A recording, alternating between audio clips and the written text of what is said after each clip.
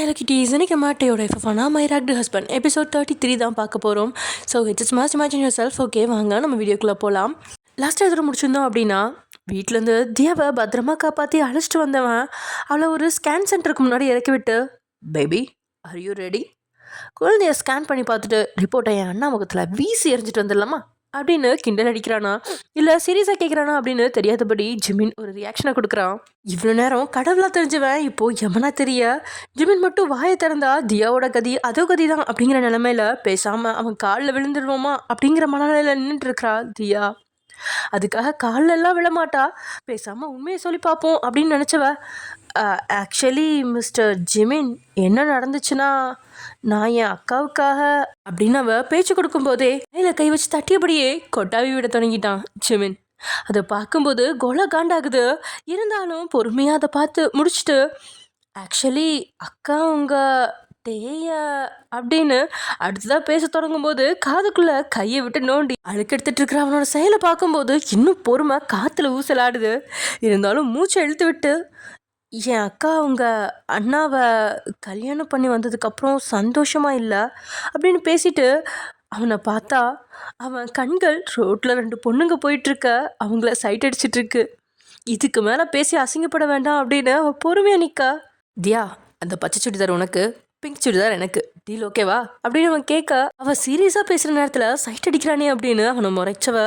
What, இது போன piece எனக்கு, சூப்பர் ஃபிகர் உனக்கா அப்படின்னு கோவப்பட, திடீர்னு அந்த பொண்ணுங்க கிட்ட இருந்த பார்வையை தியா பக்கம் திருப்பினவன், என்ன சொன்ன, இத்து போன பீஸா, சூப்பர் ஃபிகரா, ஏய் நீ பொண்ணு தானே, ஒரு பொண்ணு இன்னொரு பொண்ணு பாடி ஷேம் பண்ணலாமா, பொண்ணுங்கனாலே அழகுதான், அவங்க நாம் கும்பிட்ற சாமிக்கு சமம் சரியா, எனக்கு பிங்க் பிடிக்கும், அதனால பிங்க் கலர் சுடிதார் எனக்குன்னு சொன்னேன் அப்படின்னு அவன் சீரியஸாக பேச ஒரு நொடி தியாவே வியந்து நிற்கும்போது வாய் விட்டு சிரிச்சுவேன். ஹேய், நான் சும்மா காமெடி பண்ணேன், எதுக்கு இப்படி சீரியஸாக பார்க்குற, நீ பிங்க் எடுத்துக்கோ, நான் பச்சை எடுத்துக்கிறேன், இப்போ என் டீல் ஓகேவா அப்படின்னு கிண்டல தொடங்கிட்டான். இப்படி பொறுப்பு இல்லாமல் பேசுகிறவங்கள பார்த்தாலே நெருப்பிட்டு கொளுத்தணும் அப்படிங்கிற அளவுக்கு குதிப்பா.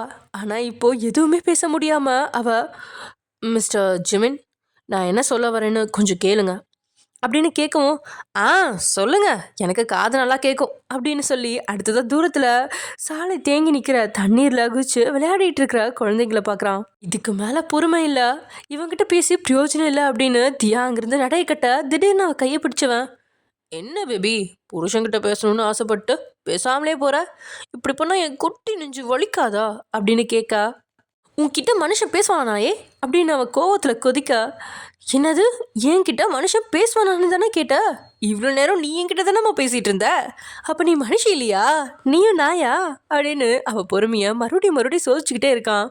தியாவுக்கு கோபத்தில் மூக்கெல்லாம் சவந்துருச்சு. அதை பொறுமையாக பார்த்துட்டு அவள் கையில் ஒரு பேப்பரை கொடுத்தவன், நீ என்கிட்ட நிறைய பேசணும்னு ஆசைப்பட்றேன்னு தெரியுது, ஆனால் இப்போ நான் ரொம்ப பிஸியாக இருக்கேன், நைட்டு இந்த இடத்துக்கு வா, நானும் கிட்ட கொஞ்சம் பேச வேண்டியிருக்கு, இப்போ நான் என் அண்ணாவை பார்க்க போகிறேன், அவர் இன்னைக்கு கம்மியாக தான் அடிச்சிருக்காரு, மீதி அடியை வாங்கி முடிச்சுட்டு அடுத்ததாக கொஞ்சம் நேரம் ஃப்ரெண்ட்ஸ் கூட கிரவுண்டில் கிரிக்கெட் விளையாடிட்டு அதுக்கப்புறம் வரேன் சரியா, பாய் பட்டுக்குட்டி அப்படின்னு சொல்லி கணத்தை நறுக்குன்னு கிள்னவன் பைக்கை ஸ்டார்ட் பண்ணி அங்கேருந்து கிளம்பிட்டான். ஜிமினை கொன்று அவனோட சாப்டரை முடிக்கலாம் அப்படின்னு நினச்சாலும் இப்போ வரைக்கும் அவன் நினச்சா கூட பல கேள்விகளை கேட்கலாம், ஜெயிலுக்கு அனுப்பி வைக்கலாம், கணத்துல 4 அடி கொடுக்கலாம், ஆனால் அது எதையுமே செய்யாமல் கலாய்க்கிற மாதிரி பேசிட்டு மட்டும் போயிருக்கிறான் அப்படின்னு அவனையே பார்த்துட்டு இருக்கும்போதே, இந்த பக்கம் வா அப்படின்னு குரல் கேட்க, குரல் வந்த திசையோட பக்கம் தியா பார்வையை திருப்ப ரோட்டுக்கு எதிர்ப்புறத்தில் ரித்திக் நின்னபடி கையை அசிச்சிட்டு இருக்கான். எதுவும் புரியாம தியா குழப்பத்தோடையே ரோட்டை கிராஸ் பண்ணி ரித்திக் பக்கத்தில் வந்து, இங்கே என்னடா பண்ணுற அப்படின்னு கேட்டவளோட கையை பிடிச்ச ரித்திக் பக்கத்தில் இருந்த ரெஸ்டாரண்ட்டுக்குள்ள நுழையிறான். அங்கே ஏற்கனவே சஜித் அருண் உட்காந்துட்டு இருக்க, என்னடா பண்ணுறீங்க அப்படின்னு உட்காந்தபடியே அவள் கேட்க, உனக்கு பிரச்சனைன்னு கேள்விப்பட்டோம், அதனால தான் நாங்கள் இங்கே வந்தோம் அப்படின்னு அருண் சொன்ன வார்த்தையால் திகச்சு நின்னவ, என்னடா விளையாடுறீங்களா, நான் இங்கே வருவேன்னு உங்களுக்கு எப்படி தெரியும், எனக்கு பிரச்சனைன்னு நான் உங்ககிட்ட சொல்லவே இல்லையே, அப்புறம் எப்படி கரெக்டாக கேட்குறீங்க அப்படின்னு லேசான சந்தேக பார்வையை தான் ஃப்ரெண்ட்ஸ் கிட்ட வீசுறா. அது அவங்களுக்கும் புரியாமல் ஒன்றும் இல்லை, ஏன்னா அவள் பார்க்குற தொழிலுக்கும் எல்லார் மேலேயும் சந்தேகப்பட்டு தான் ஆகணும், அதனாலேயே பெருசாக எதுவுமே எடுத்துக்கல அவங்க. அப்போது ரித்திக், தியா உனக்கு பிரச்சனைன்னு ஜிமின் தான் எனக்கு ஃபோன் பண்ணி சொன்னான், அதோட அவன் தான் என்கிட்ட உன்னை இந்த இடத்துக்கு கூட்டிகிட்டு வரேன், நீங்கள் தியா கூட இருங்கன்னு சொல்லிட்டு உன்னை இங்கே கூட்டிகிட்டு வந்து விட்டுட்டு போயிருக்கான் அப்படின்னு ரித்திக் சொன்னதை கேட்டு சுத்தமாக புரிஞ்சுக்க முடியாமல் அவங்க முகத்தையே பார்க்குறா. தியாவுக்கு மட்டும் இல்லை, உங்களுக்கும் குழப்பம் இருக்கலாம், அதனால் அதை நிவர்த்தி செய்கிறேன், ஜிமினுக்கு கெஸ்ட் ஹவுஸ்க்கு போகிற வரைக்கும் எந்த சந்தேகமே இல்லை தான். ஏதோ ஒரு பொண்ணு பணத்துக்காக பிரச்சனை செய்கிறா, அதனால தன்னோட அண்ணா தன்கிட்ட கோவப்படுறான் அப்படின்னு அவன் நினச்சிட்டு இருந்தான். இதனால பெருசாக அவன் கண்டுக்காம வீட்டுக்குள்ளே போனாலும் அவனுக்கே ஒரு சில விஷயங்கள் வித்தியாசமாக தோண தொடங்கிருச்சு. ஜிமினை வீட்டுக்கு அனுப்பி வைக்காம சந்தேகமாக இல்லாமல் கெஸ்ட் ஹவுஸ்க்கு அனுப்பி வச்சிருக்கான். வீட்டை சுற்றி பாதுகாப்புக்கு பலமான ஆட்களும் நிற்கிறாங்க. எப்படியும் ஜிமின் வீட்டை விட்டு வெளியே போகக்கூடாது, யாரையும் சந்திக்கக்கூடாது அப்படின்னு தான் இந்த பாதுகாப்பு. எல்லாத்தையும் தாண்டி ஜிமினோட மொபைலையும் யாரும் கொடுக்கல. கடைசியா கையை உடைச்சா கூட கண்ணீர் வடிச்சாலும் வாய் விட்டு அழாத மயூரி இன்னைக்கு கையை திருகுனதுக்கே வாய் விட்டு அழுகிறா. ஆக மொத்தத்தில் எல்லாருமே ஒரு சந்தேகத்தை கொடுக்குது. ஆனால் எதையும் யோகிக்க முடியாதவனா பாத்ரூம்குள்ளே போகிறான். ஷவருக்கு கீழே நின்று குளிச்சுட்டு இருக்கும்போது இன்னைக்கு அவன்கிட்ட காட்டின தியாவோட ஃபோட்டோ ஒரு செகண்ட் மூளையில் பளிச்சுன்னு வந்துட்டு போகுது. முதல்ல அவன் அதை சரியாக கவனிக்கலை. ஆனால் அந்த முகம் அவனோட ஞாபகத்தில் நல்லா பதிஞ்சிருக்கு. ஓரளவுக்கு கணிச்சிட்டான். அவசரமாக பெட்ரூமை விட்டு வெளியில் வந்தவன் அவசரமாக ட்ரெஸ் எல்லாம் மாற்றிட்டு வெளியில் இருக்க பாடிகார்ட் கிட்ட பேச்சு கொடுக்குற மாதிரி பாடிகார்டோட மொபைலை ஆட்டை போட்டு தனக்கு தெரிஞ்ச சிஸ்டத்தை வச்சு மொபைலை அன்லாக் செஞ்சவன் முதல் வேலையாக ரித்திக்கு தான் ஃபோன் பண்ணுறான். ஏன்னா போலீஸ் ஸ்டேஷனில் வச்சு தியா ரித்திக்கோட நம்பருக்கு ஃபோன் பண்ணும்போதே அந்த எண்ணெய் அவன் நல்லாவே கவனிச்சிருந்தான். ஒரு பொருளை ஒரு தடவை பார்த்தாலே அதை சரியாக கம்ப்யூட்டர் மாதிரி தன்னோட மனசில் அதிக வைக்கிற திறன் கொண்ட நம்ம ஜிமின் எளிதில் அந்த நம்பருக்கு ஃபோன் பண்ணி விசாரிக்கும் போது தான் தியா உங்களை பிரச்சனையிலேருந்து காப்பாற்றுறதுக்காக ஜிமினோட மனைவி கர்ப்பமாக இருக்கிறேன் அப்படின்லாம் போய் சொல்லி உள்ள நுழைஞ்சதை ரித்திக் ஒன்றும் விடாமல் சொல்லிட்டான். இப்படியெல்லாம் நடந்திருக்கு அப்படின்னா அடுத்ததா தியாவுக்கு தான் ஆப்பு அப்படிங்கிறத புரிஞ்சவன் அத்தனை பாடிகார்டுகளோட கண்கள்லையும் மண்ணை தூவி இங்கிருந்து பைக்லேயே கிளம்பி வந்து தியாவை காப்பாற்றிருக்கான். இப்போ நண்பர்கள் விளக்கமாக சொன்னதுக்கு அப்புறம் தான் என்ன நடந்திருக்கும் அப்படிங்கிற ஒரு தெளிவு அவளுக்கும் கிடைக்குது. அதே போல் தியா அங்கே நடந்ததை எல்லாத்தையுமே ஒன்று விடாமல் ஃப்ரெண்ட்ஸ் கிட்ட சொல்ல தியா எப்படியோ நூலில் தப்பிச்சு வந்திருக்கா அப்படிங்கிறத புரிஞ்ச ஃப்ரெண்ட்ஸ் பிரமிச்சு நிற்க ரித்திக் மட்டும் இதையும் வலிக்கிறது மாதிரி ஆகிடுச்சு. தியா உண்மையாகவே ஜிமின் உன்னை கிஸ் பண்ணிட்டானா அப்படின்னு உள்ளுக்குள்ளே இருக்கிற காதில் ரித்திக் கேட்க அப்படியே ஓர கண்ணால் தியா முறைச்சு பார்க்கவும் ரித்திக் எதுவும் பேசல. ஆனால் சஜித் அவன் சரியாக தான் கேட்குறான். உண்மையாகவே அவன் உன்னை கிஸ் பண்ணிட்டானா? ஒருத்தன் உன்னை கிஸ் பண்ணியிருக்கான், நீ அவனை எதுவும் பண்ணாமல் விட்டுட்டு வந்தியா அப்படின்னு கேட்க அட லூசு பயலுங்களா, அவன் என்ன கிஸ் பண்ணலாடா. உண்மையாக என்ன நடந்துச்சுன்னா அவன் என்னை அப்படியே தூக்குனான். அதுவும் இடுப்பில் கூட கையை வைக்கல. இடுப்பில் கை வைக்கிற மாதிரி என் 2 கையும் பிடிச்சு தூக்கி பெட்ரோல் டேங்க் மேலே உட்கார வச்சான். அப்படியே தலையில் இருக்க ஹெல்மெட்டை கழட்டான். தாடி மீசை இல்லாத ஸ்கூல் படிக்கிற பையன் மாதிரி இருந்தான். இருந்தாலும் அவன் ஜிம்முன்னு நான் ஷாக்காகி நிற்கும்போது தான் என் 2 கணத்துலேயும் கையை வச்சு அவன் பக்கத்தில் இழுத்து கிஸ் பண்ணுற மாதிரி வந்தவன் அவனோட 2 விரலை எடுத்து என்னோட லிப்ஸ் மேலே வச்சுட்டு அந்த விரலை தான் அவன் கிஸ் பண்ணான். கிஸ் பண்ணும்பா எப்படி சத்தம் வருமோ அதே மாதிரியும் அவன் சத்தமும் போட்டான். சுத்தமாக எங்கள் 2 பேரோட லிப்ஸும் கொஞ்சம் கூட டச் ஆகலை. சுற்றி இருக்கிறவங்க எல்லாரும் அவன் என்னை கிஸ் பண்ணுறதான்னு நினச்சாங்க. பட் எனக்கு தான் அவன் என்ன கிஸ் பண்ணலை அப்படிங்கிறது தெரியும். அதனால தான் நான் எதுவுமே பேசாமல் அமைதியாக இருந்தேன். உண்மையாக அவன் மட்டும் என்னை கிஸ் பண்ணியிருந்தா நான் அவனை அங்கேயே அடித்து சாகடிச்சிருப்பேன்டா அப்படின்னு தியா சொன்னதை கேட்டு யாருக்கு நிம்மதி வந்துச்சோ இல்லையோ ரித்திக்கு இப்போ தான் நிம்மதியே வருது. சரி தியா, அவன் உன்னை மீட் பண்ணணுன்னு ஆசைப்பட்டு தான் சொன்னியே, உண்மையாகவே நீ ரெஸ்டாரண்ட்டுக்கு போக போறியா? அவன்கிட்ட பேச போறியா?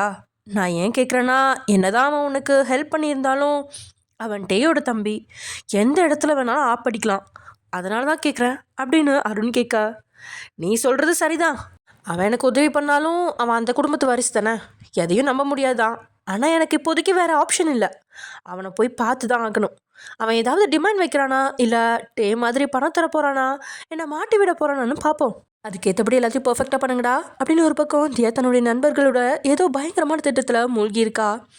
அதே சமயம் இங்கே ஆஃபீஸில் டேபிளில் கையை முறுக்கி பிடிச்சபடி உட்காந்துட்ருக்கா எதிராக இருந்த வேலை செய்கிற மேனேஜருக்கு தான் எப்போ வேணாலும் அடியும் கிடைக்கும், காது கிளிய வார்த்தைகளும் கிடைக்கும் அப்படிங்கிறதால மூச்சை பிடிச்ச மாதிரி மேனேஜர் உட்காந்துட்ருக்கா. கதவை திறந்து உள்ளே வர்றா மயூரி. சார் சாப்பிட்டீங்களா அப்படின்னு அவ கேட்கா. உட்காரு அப்படின்னு சேரை காட்ட அவளும் உட்காந்துட்டா. பொதுவாக கேபின்குள்ளே எல்லாம் கூப்பிட மாட்டான், அதிலும் சேரில் உட்காரலாம் சொல்லவே மாட்டான். எதுக்கு இவ்வளோ மரியாதை தர்றான் அப்படின்னு தெரியாமல் மயூரி ஓரக்கனால மேனேஜரை பார்க்க மேனேஜரோ நான் உன்னை பார்த்தா தானே பிரச்சனை அப்படிங்கிற மாதிரி உட்காந்துருக்கான். இதனால் தொண்டையில் பயத்தில் வந்த கரகரப்ப மூச்சு இழுத்து சரி செஞ்சவ சார் எதுக்கு கூப்பிட்டீங்க அப்படின்னு அவ கேட்க 500 ரூபாய் நோட்டுக்கட்டில் ஒரு கட்டு தூக்கி மேலே டேபிளில் போட்டவன் இதை எடுத்துக்கோ, இன்றைக்கி நீ நீட்டாக ட்ரெஸ் பண்ணிட்டு நான் சொல்கிற இடத்துக்கு போகணும், உனக்காக நான் டேட்டிங் அரேஞ்ச் பண்ணியிருக்கேன் அப்படின்னு சொல்கிறான். அடப்பாவி, இவன் என்ன முறமாமன்னு பார்த்தா உண்மையாகவே மாமா வேலை தான் பார்ப்பான் போலையே அப்படிங்கிற மாதிரி மேனேஜர் வேற ஒரு பார்வை பார்க்க உன் மைண்ட் வாய்ஸை நான் கேப்சர் பண்ணிட்டேன் அப்படின்ற மாதிரிட்டே மேனேஜர் ஒரு லுக்கூட ஐயோ இந்த ஆளுக்கு எங்கே இருந்தால் எல்லாம் தெரியுதோ அப்படின்ற மாதிரி மறுபடியும் மேனேஜர் தலையை கீழே குனிஞ்சு லேப்பில் வேலை பார்க்க ஆரம்பிச்சிட்டான். கொஞ்ச நேரத்தில் கையில் பணத்தோட தலையை கவுந்தபடியே நடந்து வந்த வேகத்தில் யாரோ ஒரு நபர் மேலே மோதி கையில் இருந்த பணத்தை தவற விடுறா. சாரி சார் கவனிக்கல அப்படின்னு சொல்லிட்டு பணத்தை கையில் எடுத்துட்டு நிமிர்ந்து பார்க்கவும் அவன் முன்னாடி ஜிமின் தான் நின்றுட்டுருக்கான். ஹே மயூ பேபி, கை நிறைய பணம் வச்சுருக்கா, சம்பளம் கிடச்சிருச்சு போல இருக்கே. இருந்தாலும் இந்த முறை சம்பளம் ரொம்ப ஹெவியாக கிடச்சிருக்கு போலையே. கார் வாங்கினதுக்கு இன்னைக்கு ட்ரீட் தருவியா? ஃப்ரெண்ட்ஸ் வர சொல்லட்டுமா அப்படின்னு அவன் பேசிகிட்டு இருக்கும்போதே அவன் நெஞ்சிலேயே தலையை சாய்ச்சிட்டா மயூரி. சுற்றி 50 பேர் நிற்கிறாங்க, அதெல்லாம் கண்டுக்காம அவன் நெஞ்சில் தலையை சாய்ச்சி நிற்கிறா. ஏன்னா மயூரிக்கு அவளோட வருத்தத்தை யார்கிட்டையுமே ஷேர் பண்ணிக்க முடியாது. அப்படிப்பட்ட சூழ்நிலை தான் அவளை வச்சிருக்கிறான். இப்போ ஜிமின்கிட்டையும் சொல்ல முடியாதான். இதனால தான் ஆறுதலுக்காக அவன் தோளில் சாய எல்லாருமே அவங்களையே பார்த்துட்ருக்க. ஜிமின் கையால் எல்லாத்தையும் போகிற மாதிரி சாய்க காட்ட எல்லாரும் பேசாமல் அங்கேருந்து நகர்ந்துட்டாங்க. மயூ, மாமா மேலே இத்தனை ஆசை வச்சிருக்கியாடி அப்படின்னு சொன்னபடியே அவளோட கையை தோள்பட்டையை பிடிச்சி விளக்குனவன் அவளோட கண்களை கலங்கி இருக்கிறத பார்த்து, என்னாச்சு, எதுக்கு கண்ணு கலங்கியிருக்கு, அண்ணா ஏதாவது சொன்னாரா அப்படின்னு குரல் காரசாரமாக மாறுது. அவனையே சில வினாடி பார்த்தவ, இல்லை எனக்கு கொஞ்சம் உடம்பு முடியல, நான் வீட்டுக்கு தான் போயிட்டுருக்கேன், சார் ரெஸ்ட் எடுக்க சொன்னார் அப்படின்னு சொல்லிட்டு அங்கேருந்து நகர அவள் கையை பிடிச்சி தடுத்துவன் கை சட்டையை முட்டி வரைக்கும் உயர்த்தி அவளோட கை நல்லா நோட்டமிட்டபடி, கை ரொம்ப வலிக்குதாடி, அண்ணா ரொம்ப திருகி விட்டுட்டாரா அப்படின்னு கேட்க அவன்கிட்டேருந்து கையை விளக்கி சட்டையை சரி செஞ்சவ, இல்லை அப்படின்னு சொல்லிட்டு நகர, உனக்கு என்ன ஆச்சு, ஏதாவது பிரச்சனைனா சொல்லு, உன்னை பார்த்தா உடம்பு முடியாத மாதிரி இல்லை, என்ன பிரச்சனை அப்படின்னு வார்த்தையில் அழுத்தம் காட்டுறான். தனக்கு இருக்கிற நண்பன் எதிரி 2 பேருமே அவன் மட்டும்தான். பேசாமல் அவன்கிட்ட சொல்லிடலாமா அப்படின்னு மனசு துடிச்சாலும் தேவையில்லாமல் அண்ணன் தம்பிக்குள்ள ஒரு பிரச்சனையாக அவன் வரக்கூடாது அப்படிங்கிற எண்ணத்தில் இருக்கா. எனக்கு எந்த பிரச்சனையும் இல்லை, உடம்பு முடியலடா, என்ன ஏதுன்னு உன்கிட்ட டீட்டெயிலாக சொல்ல முடியாது, கையை விடு அப்படின்னு அவன் சொல்ல அவளோட முகத்தையும் வயிற்றையும் மாறி மாறி பார்த்தவன், பீரியட்ஸா அப்படின்னு கேட்க தான் சொன்னதை தப்பாக நினச்சி இப்படி ஓப்பனாக கேட்குறானே அப்படின்னு ஒரு செகண்ட் கண்கள் அகல விரிஞ்சாலும் இப்போதைக்கு தப்பிக்கிறதுக்காக ஆமாம் அப்படின்னு தலையாட்டிட்டா. அவன் கையை விடுவிச்சவன், டாக்டர்கிட்ட கூட்டிகிட்டு போவா அப்படின்னு கேட்க வேண்டாம் அப்படின்னு தலையாட்டிட்டு திரும்பி கூட பார்க்காம அங்கேருந்து போயிட்டா. அவள் கண் பார்வையிலேருந்து மறையிற வரைக்கும் அவளையே பார்த்துட்டு இருந்தவன் நேராக டேயோட கேபின்குள்ளே ஆத்திரத்தோடு நுழையிறான். டேபிளில் அந்த ஃபைலை தூக்கி கீழே வீசினவன், ஏன் நான் இந்த மாதிரி பண்ணுறீங்க, என்கிட்டேருந்து உண்மையை வரவழைக்க எதுக்கு மயூரி டார்ச்சர் பண்ணுறீங்க, அவள் ஒரு பொண்ணு, அவளுக்கு உடம்பு வேற முடியல, ஏன் இப்படி பண்ணுறீங்க, நீங்கள் இந்த மாதிரி பண்ணிக்கிட்டு இருந்தா இன்னொரு முறை நீங்கள் கூப்பிட்டா கூட நான் ஊருக்கு வரமாட்டேன் அப்படின்னு ஜிமின் கோவப்பட மேனேஜரை பார்த்து கண்ணால் சைகை கட்ட மேனேஜர் எழுந்து வெளியே போயிட்டான். சரிடா, இனி மயூரி எதுவும் பண்ணலை, இப்போ தான் உன் பொண்டாட்டின்னு ஒருத்தி வந்திருக்காளே, அடுத்த முறை உண்மையை தெரிஞ்சுக்க அவளை வேணால் டார்ச்சர் பண்ணுறேன், ஓகேவா அப்படின்னு பேசிகிட்டு இருக்கும்போதே கையால் வாங்கி டேபிளை குத்திட்டான் ஜிமின். குத்தின வேகத்தில் கையில் கீரல் விழுந்து ரத்தம் துளிர் விட தொடங்கிருச்சு. தம்பியோட இந்த கோவத்தை பார்த்து அதிர்ச்சியெல்லாம் இல்லை, உதட்டில் ஒரு புன்னகை தான். பொறுமையாக கபோர்டில் இருந்த பேண்டேஜ் எடுத்து ஜிமினோட கையில் இருந்த காயத்தில் போட்டு விட்டுறான். நான் உன்னை ரொம்ப நம்பினேன், நீ எந்த பொண்ணு கூடவும் தப்பான எந்த ரிலேஷன்ஷிப்லேயும் போக மாட்டேன்னு நினச்சேன், ஏன்டா என் நம்பிக்கையை உடைச்ச, ஒரு வார்த்தை என்கிட்ட முன்னாடியே சொல்லியிருக்கலாமே அப்படின்னு பொறுமையாக கேட்க, இன்றைக்கி வரைக்கும் குடும்ப பொறுப்பு தான் மேலே வரக்கூடாது அப்படிங்கிறதுக்காகவும் தான் மேலே நம்பிக்கை வச்சுருக்கிற டேயோட நம்பிக்கையை காப்பாற்றணும் அப்படின்னு தான் இன்றைக்கி வரைக்கும் பொண்ணுங்க கூட பழகாமல் இருந்தான். இருந்தாலும் தான் மேலே தப்பு இல்லை அப்படின்னு கிட்ட சொல்லவும் மனசு வராமல் இடுப்பில் இருந்த ஒரு அக்ரிமெண்ட்டை எடுத்து முன்னாடி வச்சவன், நீ ரொம்ப நல்லா ஆசைப்பட்ட டீலுக்கு நான் சம்மதிக்கிறேன், அதுக்கு பதிலாக என்னோட டீலுக்கும் உனக்கு சம்மதம்னா அக்ரிமெண்ட்டை வாசித்து பார்த்து சைன் போடணா அப்படின்னு ஜிமின் கேட்க, ஜிமினோட வார்த்தையால் டேயோட உதட்டில் அப்படி ஒரு நக்கல் புண்ணுக்க. அதுக்கு காரணம் இத்தனை நாள் தம்பி பிஸ்னஸில் காலை ஊனணும் அப்படின்னு பயங்கர ஆசை. இன்றைக்கி அவன் அக்ரிமெண்ட் மூலமாக தன்னோட ஆசைக்கு உடன்பட்டு வந்திருக்கிறான் அப்படிங்கிறத புரிஞ்சவன் மகிழ்ச்சியாக அக்ரிமெண்ட் எடுத்து வாசித்து பார்க்க அடுத்த நொடி அதிர்ச்சியில் ஜிமினை பார்த்தவன், என்னடா அது அப்படின்னு கேட்டு கோபத்தில் பல்ல கடிக்கிறான். இதுதான் என்னோட டீலிங், தியா 1 வருஷம் நம்ம வீட்டில் தான் இருக்க போகிறா, அதுக்கப்புறம் நாங்கள் 2 பேரும் டைவர்ஸ் பண்ணிக்கிறோம். இந்த 1 வருஷத்தில் தியாவுக்கு உன்னால் எந்த பிரச்சனையும் வரக்கூடாது, அப்படி உன்னால் அவளுக்கு மட்டும் இல்லை அவளை சுற்றி இருக்க அவள் ஃப்ரெண்ட்ஸுன்னு யாருக்குமே எந்த பிரச்சனையும் வராமல் இருந்தால் 1 வருஷத்துக்கு அப்புறம் நானே உன் பிஸ்னஸில் பார்ட்னராக சேர்ந்து உனக்கு ஹெல்ப் பண்ணலாம் அப்படின்னு ஜிமின் சொல்லிட்டான். ஜிமினோட இந்த அக்ரிமெண்ட் சிறுபிள்ளைத்தனமாக இருந்தாலும் இதுக்கு பின்னாடி பெரிய திட்டமே இருக்குது. அது குடும்பத்தில் ஆணும் பெண்ணும் சமம் அப்படிங்கிற நிலைமையை உருவாக்கும் அப்படின்னு டேக்கு தெரியல. அது தெரிய வரும்போது அப்பயும் அக்ரிமெண்ட்டை கடைபிடிப்பானா? பொறுத்திருந்து பார்ப்போம். ஜிமினோட இந்த சின்ன பிள்ளைத்தனமான டீலை பார்த்து, இதெல்லாம் ஒரு டீலாடா, வயிற்றுல உன் பிள்ளை இருக்கு, அவளை நான் என்னடா பண்ணிட போகிறேன் அப்படின்னு டே அசால்ட்டாக சொல்ல, அவள் வீட்டில் ஒரு சில மாற்றத்தை கொண்டு வருவா, அப்போ நீ கோவத்தில் அவளை எதுவும் பண்ணக்கூடாது, அதுக்கு தான் இந்த டீல் அப்படின்னு ஜிமின் தெளிவாக சொல்கிறான். வீட்டில் இருக்கிற ஆணாதிக்கத்தை தியா அழிக்க போகிறா அப்படின்னு சொல்ல வர்றான் அப்படிங்கிறது டேக்கு நல்லா புரிஞ்சிருச்சு. அதுக்கெல்லாம் வாய்ப்பே இல்லை தம்பி, ஓவராக கனவு காணாத. வீடுனா ஆணுங்க தான் உயர்வாக இருக்கணும், பொண்ணுங்க கிடையாது. உன் பொண்டாட்டி மட்டும் இல்லை, இன்னும் அவளை மாதிரி 50 பேர் வந்தாலும் நம்ம குடும்பத்தை யாராலையும் மாற்ற முடியாது, மாற்றவும் விட மாட்டேன் அப்படின்னு டே அழுத்தி சொல்ல, மாத்திராலும் மாத்தலையோ அது அவளோட டேலண்ட், நீ அக்ரிமெண்ட்டுக்கு சம்மதிக்கிறியா அப்படின்னு ஜிமின் கேட்ட அடுத்த செகண்ட் கையெழுத்து போட்டு கொடுத்துட்டான் டே. ஏன்னா தியாவால் அவ்வளோ சீக்கிரம் எதையும் மாற்ற முடியாது அப்படிங்கிற நம்பிக்கை டேக்கு 100 மடங்கு இருக்கு. ஓகே ஜிமின், நம்ம டீல் நமக்குள்ளேயே இருக்கணும், நான் அவளை எதுவுமே பண்ண மாட்டேன், ஆனால் அவள் என் பொண்டாட்டியை என்னை விட்டு பிரிக்க பார்த்தா நடக்கிறதே வேற அப்படின்னு கடைசியாக எச்சரிக்கையை கொடுக்க, தேங்க்ஸ் ப்ரோ அப்படின்னு சொல்லி அவனை கட்டி பிடிச்சு மகிழ்ச்சியாக ஜிமின் டாக்குமெண்ட்டோட அங்கேருந்து போயிட்டான். வெளியே போன ஜிமினோட மனசில், தியாவை நீ ரொம்ப குறைவாக இட போடுறான்னா, கண்டிப்பாக வீட்டில் நடக்கிற எல்லா குத்தையும் தியா மாற்றுவா, அந்த நம்பிக்கை எனக்கு இருக்குது அப்படின்னு உள்ளுக்குள்ளே நினச்சிட்டு மகிழ்ச்சியோட போகிறான். ஜிமின் போனதுக்கப்புறம் அந்த கேபின் முழுசுமே சத்து நிறைஞ்சிருக்கிற அளவுக்கு வாய் விட்டு சிரிச்சவன், என் தம்பி இவ்வளோ பைத்தியக்காரனாக இருப்பான்னு நான் கொஞ்சம் கூட எதிர்பார்க்கல, போயும் போயும் ஒரு பொண்ணால் நம்ம குடும்பத்தை மாற்ற முடியுமா, ஐயோ ஐயோ, இன்னைக்கு என் தம்பி ரொம்ப தான் காமெடி பண்ணுறான் அப்படின்னு தனிமையில் சொல்லி ஜிமினோட திட்டத்தை குறைவாக நினச்சி பயங்கரமாக சிரிச்சவனுக்கு அவன் போட்ட அக்ரிமெண்ட் அவனுக்கு எதிராக திரும்பவும் குடும்பத்தில் ஆணும் பெண்ணும் சமம் அப்படிங்கிற நிலைமை கொண்டு வருவான் அப்படின்னு கூடிய சீக்கிரம் தெரிய வரும். இப்படியே நேரங்கள் கடந்துருச்சு. காலையில் எழுந்ததுலேருந்து நைட்டு வரைக்கும் ஒரே வேலை தான் இருந்தால் கூட இன்றைக்கி வேலை முடியவே இல்லை. தியாவுக்கு என்ன ஆணுச்சோ அவள் இன்னும் வீட்டுக்கும் வரல. ஜிமினோட இருக்கிறதா சொன்னாங்க, ஜிமினியும் வீட்டு பக்கம் காணலை அப்படின்னு லக்ஷ்மிக்கோ கண்ணம்மாவுக்கோ பயங்கரமான வருத்தம். இதில் வேற உங்களுக்கு என்ன பிரச்சனைன்னு தெரில, முகம் கொடுத்து பேசாமல் நீங்கள் பாட்டுக்கு தனியாகவே ஆழ்ந்த யோசனையில் இருக்கீங்க. உங்களோட முகத்தை பார்த்தா தியாவை பற்றி யோசிக்கிற மாதிரி இல்லை. வெளிப்படையாக என்ன பிரச்சனைன்னு உங்ககிட்ட கேட்டாலும் இன்னைக்கு பேசின வார்த்தைகளை வெளிப்படையாக பெரியவங்க கிட்ட உங்களால் சொல்லவும் முடியல. இதனால் முடிஞ்ச அளவுக்கு தனிமையிலேயே நீங்கள் வேலை செஞ்சிட்ருக்கீங்க. அம்மா என்னால் முடியல, வாங்க கொஞ்ச நேரம் உட்காந்து ரெஸ்ட் எடுப்போம் அப்படின்னு ஹாலில் இருந்த ஃபோட்டோவை தொடச்சிக்கிட்டு இருந்த கண்ணம்மா சொல்லிட்டா. சும்மா இரு கண்ணம்மா, நேற்றுக்கு உள்ள வேலையே இன்னும் முடியல, இதில் இன்றைக்கு உள்ள வேலை வேறு இருக்குது, இனி நாளைக்கு எவ்வளோ வேலை வரப்போகுதோ எல்லாத்தையும் செஞ்சு முடிப்போம் அப்படின்னு பேசிகிட்டு இருக்கும்போதே அங்கே இருக்கிற சோஃபாவில் கண்ணம்மா உட்காந்துட்டா. சொல்லப்போனால் உட்காந்தவ அசதியில் படுத்தேட்டா. அட போங்கம்மா, உங்கள் வீடு கொஞ்சம் அதிசய வீடு தான், நேத்திக்குள்ள வேலை நாளைக்குள்ள வேலைன்னு உசுரே போகுது, நீங்கள் தர சம்பளத்துக்கு ஒரு நிமிஷம் ரெஸ்ட் இல்லாத வேலையாக இருக்குது அப்படின்னு அவள் சலிச்சுக்க.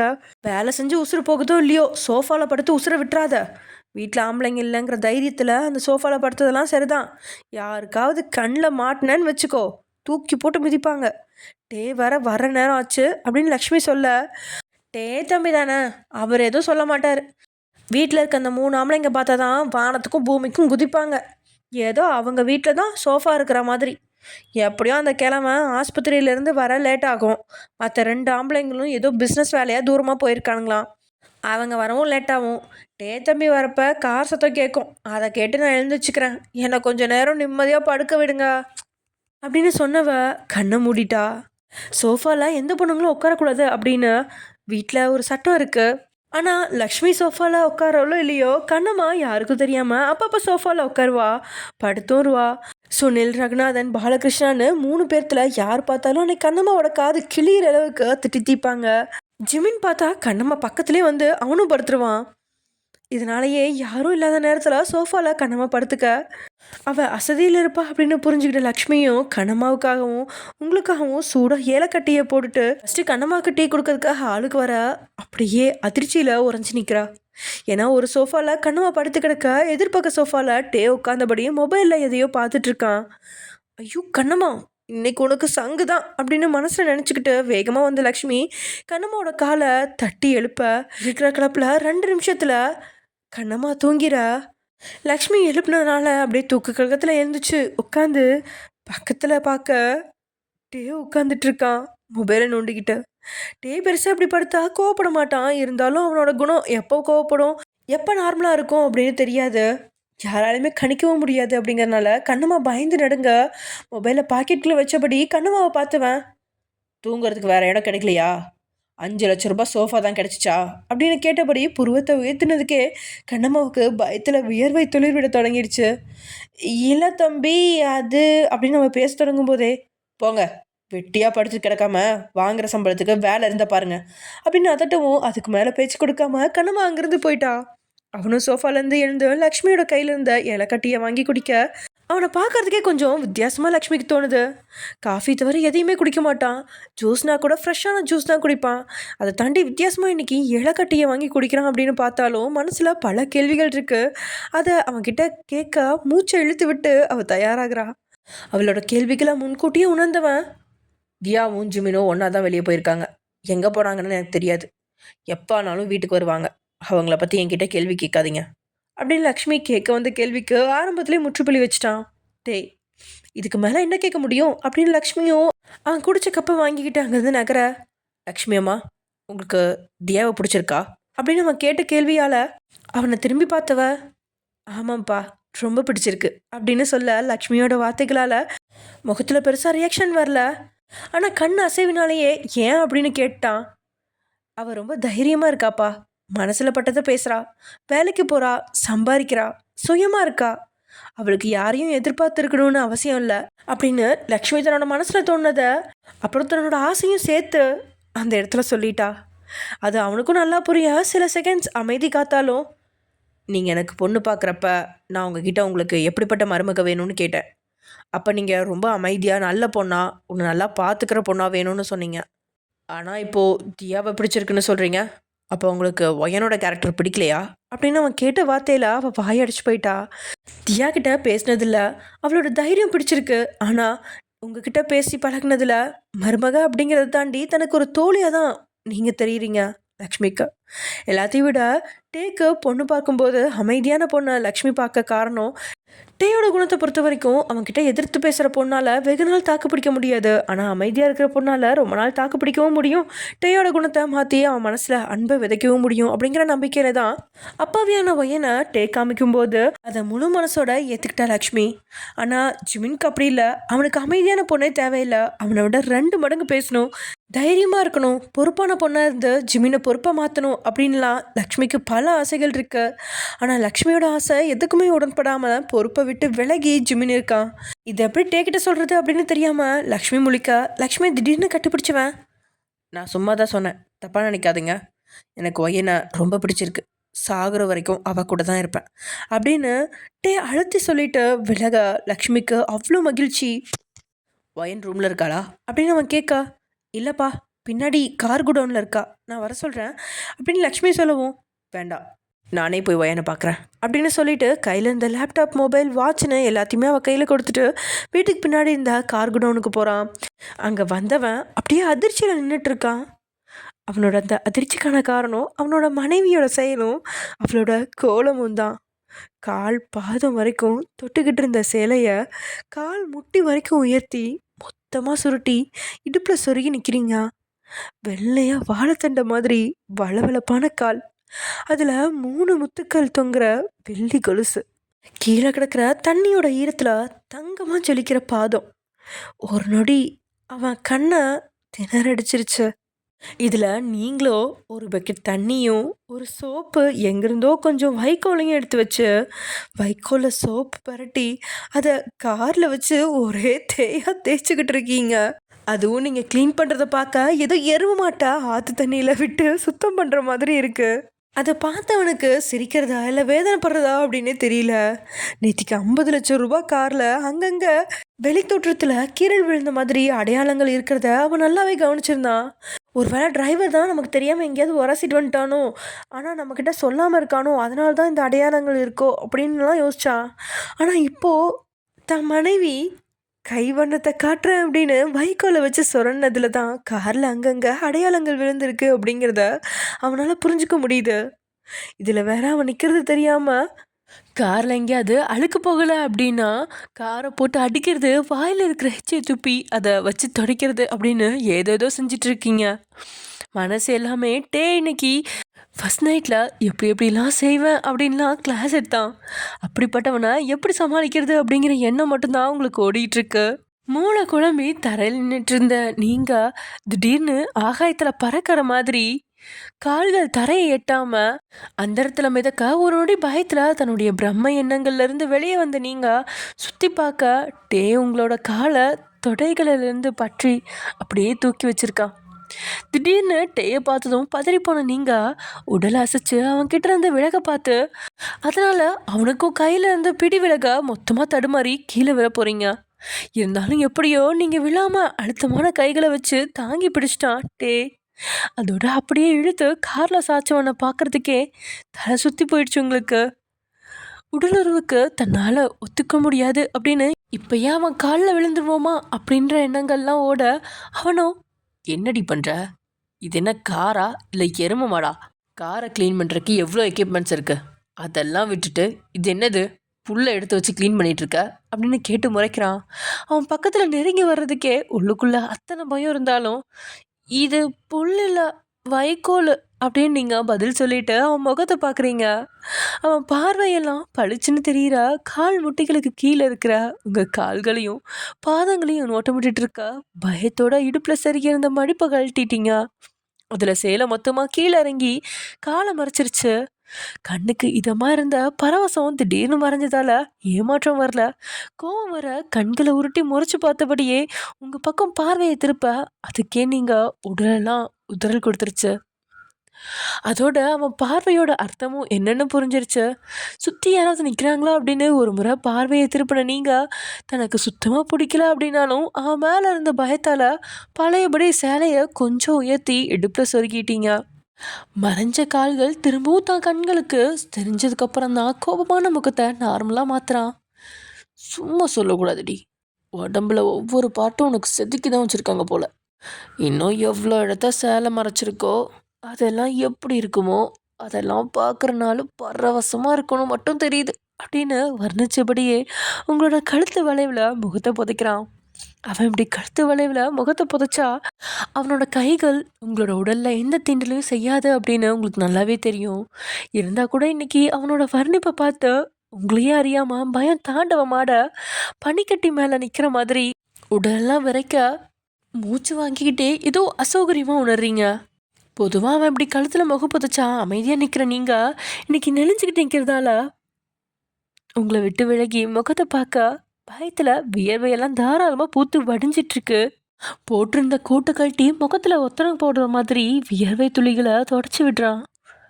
என்ன இவ்வளோ பயப்படுற, எனக்கு தெரியாமல் ஏதாவது தப்பு பண்ணிட்டியா அப்படின்னு அவன் கேட்டதும் இல்லை அப்படின்னு தலையாட்டுறீங்க. சந்தேகமாக உங்களையே ஒரு பார்வை பார்த்துட்டு இன்னொரு முறை உங்களை நெருங்கிறதுக்காக போகிறான். ஆனால் நீங்கள் இன்னும் பயந்து போய் ஏற்கனவே சேர்ந்து நின்ற காரில் இன்னும் சுவரோடு ஓட்டின பள்ளி மாதிரி அணைஞ்சிக்கிட்டீங்க. தலையும் கொஞ்சம் பின்னோக்கி நீட்டி மூச்சை இழுத்து பிடிச்சு நீங்கள் நிற்க பொசிஷனை பார்த்தாலே உங்களை நெருங்கணும் அப்படின்னு அவனுக்கு தோணவே இல்லை. இருந்தாலும் அதுக்காகலாம் நெருங்காமல் இருக்கிறவன் கிடையாதே அப்படிங்கிறதுக்கு ஏற்றபடியே உடல் மொத்தமாக உங்கள் மேலே மோதி நிற்கிற அளவுக்கு நெருங்கி நிற்கிறான். காற்று கூட புகுந்து போக முடியாத அளவுக்கு 2 பேரோட உடலும் மோதி நிற்கிது. இத்தனை நெருக்கத்தில் அசௌகரியத்தை தாண்டி மூச்சு முட்டை டேயோட நெஞ்சில் கையை வச்சு தள்ளுறீங்க. நீங்கள் எவ்வளோ பலமாக தள்ளுறீங்களோ அத்தனை பலமாக அவன் இன்னும் நெருங்குறான் அப்படின்னு உங்கள் உடலை நசுக்கிறான். சுத்தமாக முடியாமல் அங்கேயும் இங்கேயுமா தலையை திருப்பி மூச்சை இழுத்து ஆஸ்வாசப்படுத்திக்கிட்ட நீங்கள் இதுக்கு மேலே விலகுனா இன்னும் நசுக்குவான் அப்படின்னு நீங்கள் பொறுமை காக்க நீங்கள் அமைதியாக நின்ன அந்த 10 செகண்ட்ஸ்குள்ளே உங்களை விட்டு விலகிட்டான். என்ன ஓயன், காலையில் ஃபோன் பண்ணி கொஞ்சம் அப்படி இப்படின்னு பேசிட்டேன், அதில் பயந்து போயிட்டியா அப்படின்னு உங்கள் குழப்பத்துக்கான காரணத்தை சரியாக கேட்குறான்ட்டே. அவனோட வார்த்தையால் கண்கள் கூட இமைக்காமல் அவனையே பார்த்துட்டு இருந்த நீங்கள் இடுப்பில் பட்டும் படாமல் கையை வச்சவன் சொருகி இருந்த சேலையை இழுத்து விட சேலை பழையபடி கால் விரல்கள் வரைக்கும் முடிக்கிச்சு. அவன் செயலை நீங்கள் பார்த்து முடிக்கிறதுக்குள்ளேயே அடுத்ததா உங்களோட முதுகிலும் கால் தொடையிலையும் கைகளை பற்றி தூக்குனவன் கார் குடோன் விட்டு வெளியே தூக்கிட்டு வரான். அவங்கிட்ட இருந்து கீழே இறங்கணும். ஆனால் எப்படி இறங்குறது அப்படின்னு தெரியாமல், என்னங்க என்ன பண்ணுறீங்க? வெளியே ஆட்கள்லாம் நிற்கிறாங்க, ப்ளீஸ் இறக்கி விடுங்க, எனக்கு ஒரு மாதிரியாக இருக்குது அப்படின்னு நீங்கள் சொல்லவும், என்னடி ஒரு மாதிரியாக இருக்குன்னு சொல்கிற? வேற எவனோ ஒன்று தூக்கலையே, உன் புருஷன் தானே தூக்குறேன், கொஞ்ச நேரம் அமைதியாயிரு, இல்லைனா ஸ்விம்மிங் பூலில் தூக்கி வீசி நீ கார் சோப்பு போட்டு குளிப்பாட்டின மாதிரி உன்னை சோப்பு போட்டு குளிப்பாட்டுட்ருவேன் அப்படின்னு மிரட்டியே உங்கள் வாயை மூட வச்சு வெளியே தூக்கிட்டு வந்துட்டான். இப்படி உங்களை தூக்கிட்டு வருவான் அப்படின்னு வெளியே இருக்கிற பாடிகார்ட்ஸ்கள் எதிர்பார்க்கல. இதனால அவங்க கண்டு காணாத மாதிரி அங்கிருந்து நகர, அவன் எதையுமே கண்டுக்காம தோட்டத்தில் இருந்த சேர்ல உட்காந்து உங்களை தான் மடியில் உட்கார வச்சு உங்களோட கழுத்தில் முகத்தை புதைச்சிக்கிறான். அவனோட நெருக்கத்தை அனுபவிக்கலாம், ரசிக்கலாம், ஒரு சில லீலைகளும் செய்யலாம் அப்படின்னு பல விதமான ஆப்ஷன் உங்களுக்கு இருக்குது. ஆனால் நீங்கள் அதை பயன்படுத்திக்காமல் பயத்தில் மூச்சு வாங்க உட்காந்துருக்கீங்க. பயப்படாத, வீட்டுக்கு வந்ததுக்கப்புறம் உன் கூட ஒன்றா இருப்பேன், அப்படி தொடுவேன், இப்படி பண்ணுவேன்னு இன்றைக்கி நம்ம ஃபர்ஸ்ட் நைட்னு சும்மா சொன்னேன். நான் பேசினதை நினச்சி நீ தேவையில்லாமல் மனசை குழப்பிக்காத. நான் சொன்ன மாதிரிலாம் ஒரு நாள் பண்ணுவேன், ஆனால் அது இன்றைக்கி கிடையாது அப்படின்னு அவன் அசால்ட்டாக சொல்லிட்டான். ஆனால் இந்த வார்த்தையை நம்பி இன்றைக்கி காலையிலேருந்து இப்போ வரைக்கும் உங்களோட மனநிலை குழம்பி பைத்தியக்காரி மாதிரி சுற்றி திரியிறீங்க. அந்தளவுக்கு அவனோட வார்த்தை ஆபாசமாக இருந்ததால், என்னங்க என்னதான் இருந்தாலும் நான் அப்படி டச் பண்ணுவேன், இந்த மாதிரி ஸ்டார்ட் பண்ணுவேன்லாம் நீங்கள் கொஞ்சம் டீப்பாக பேசுனது உங்களுக்கு தப்பாக ஃபீல் ஆகலையா? ஒருத்தங்களுக்கு விருப்பம் இல்லாமல் நம்ம அசிங்கமாக பேசக்கூடாதுன்னு உங்களுக்கு தோணலையா அப்படின்னு தயங்கியபடியும் பயத்தை உள்வாங்கியபடியும் தான் கேட்குறீங்க நீங்கள். அதை கேட்டபடி மூச்சு அழுத்தி உங்களோட கழுத்தில் கொடுத்தவன் குளிரான உங்களோட தேகத்தை தான் மூச்சு காத்தால சூடாக்கியபடி, இங்கே பார், என்னால் அந்த மாதிரி வேறு யார்ட்டையும் பேச முடியாது, உன்கிட்ட மட்டும்தான் பேச முடியும், உன்கிட்ட மட்டும்தான் அதுக்கான உரிமையும் இருக்குது, ஓகேவா? புருஷனா இதை விட கேவலமாக பேசுவான், அதெல்லாம் கேட்டு அனுபவிக்கணும், ஆராயக்கூடாது. உன் இடத்துல இன்னொரு பொண்ணு இருந்தால் வெக்கப்பட்டு அவள் கண்ணமே சிவந்திருக்கும். அந்த அளவுக்கு நான் டீப்பாக பேசியிருக்கேன். ஆனால் நீ தான் அழுதுகிட்டு ஓடின. எல்லாத்தையும் விட உனக்கு பிடிச்சிருக்கா பிடிக்கலையான்னு எனக்கு கவலை இல்லை. எனக்கு பிடிச்சா நான் எப்படி வேணால் பேசுவேன், என்ன வேணால் செய்வேன், ஓகேவா அப்படின்னு அன்பா கேட்கல, மிரட்டலாக கட்டளை தான் போடுறான். ஓரக்கண்ணால் கழுத்தில் முகத்தை போச்சிருக்கிறவனை பார்த்த நீங்கள் என்ன பதிலளிக்கிறது அப்படின்னு தெரியாமல் இருக்க.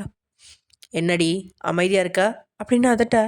உங்களுக்கு பிடிச்சிருக்குன்னா என்ன வேணால் பேசுகிறீங்க, ஆனால் உங்கள் பொண்டாட்டிக்கு என்ன பிடிச்சிருக்குன்னு கொஞ்சமாவது அவளுக்கு பிடிச்ச மாதிரி பேசணும், அந்த மாதிரி யோசிக்க உங்களுக்கு மனசே வராதா? நீங்கள்லாம் என்ன ஜென்மமோ, இதுக்கு மேலே நான் பொறுமையாக இருக்க மாட்டேன் அப்படின்னு உள்ளுக்குள்ளே மைண்ட் வாய்ஸில் ஓட்டிகிட்டு இருந்தாலும் வெளியே சரிங்க அப்படின்னு மட்டும் சொல்கிறீங்க. ஏன்னா வெளிப்படையாக பேசலாம் அப்படின்னு நினச்சா அடுத்ததாக அவனோட ஆக்ஷன் எப்படி மாறும் அப்படின்னு தெரியாது. 2 நாளாக பெருசாக அவனால் உடலில் எந்த காயமும் இல்லை, அது வரைக்கும் சந்தோஷம் அப்படிங்கிற மாதிரி உட்காந்துட்ருக்க. உங்களோட கழுத்துலேருந்து முகத்தை விளக்குனவன், சரியாக 15 நிமிஷம் டைம் தரேன், சீக்கிரமாக ரெடியாகு, நம்ம டின்னருக்கு போக போகிறோம், நம்ம லைஃப்பை பற்றி ஒரு முக்கியமான விஷயம் உங்ககிட்ட பேச வேண்டியிருக்கு, ஸோ ஹரி அப் அப்படின்னு சொல்லிட்டு உங்களை மடியிலேருந்து எழுப்பி விட்டுட்டு அவன் பாட்டுக்கு மொபைலில் யாருக்கோ ஃபோன் பேச, நீங்கள் டின்னருக்கு போக விருப்பம் இல்லை அப்படிங்கிறத அவங்கக்கிட்ட சொல்ல பயம், அதனால் அவங்ககிட்ட சொல்லவும் முடியாது. இல்லை அதுக்கு மேலே ஏதாவது பேச போனாலும் தனக்கு தான் பிரச்சனை அப்படின்னு தலை கவிழ்ந்துக்கிட்டே அங்கேருந்து போயிட்டீங்க. எப்படியும் எப்பயும் போல் ரெடியாகி டேக்காக வெயிட் பண்ணிகிட்ருக்கீங்க. இன்றைக்கி டின்னர் எப்படி இருக்க போகுதோ? ஓகே ஃப்ரெண்ட்ஸ், இதோட இந்த எபிசோட முடிச்சுக்கலாம். நெக்ஸ்ட் எபிசோட நடக்க போகுது அப்படிங்கிறத நெக்ஸ்ட் எபிசோடில் பார்க்கலாம். ஓகே, பாய்.